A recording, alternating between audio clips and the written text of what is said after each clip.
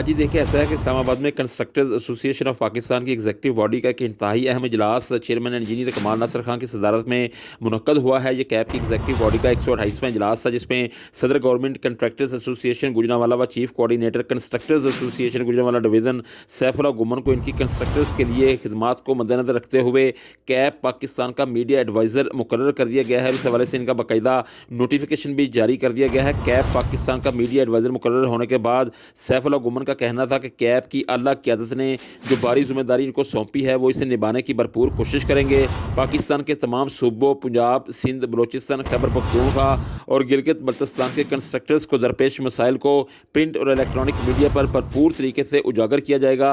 Media adviser cab मुकर्रर होने पर भरपूर खुशी का इजहार करते हुए पाकिस्तान भर से कंस्ट्रक्टर्स अजीज़ व अकारब और इनके दोस्तों ने इनको मुबारकबाद दी है। यहाँ पर मैं आपको बताता चलूँ कि सैफुल्लाह गुमन का तल्लक पहलवानों के शहर गुजरांवाला से है और उन्होंने हमेशा कंस्ट्रक्टर्स की फलाह बहबूद के लिए अपना भरपूर और कुलीदी किरदार अदा किया है। हालिया पाकिस्तान इंजीनियरिंग काउंसिल के इलेक्शन में भी कैब क़यादत के शाना बशाना इन्होंने अपनी सलाहियतों का लोहा मनवाया है। जी।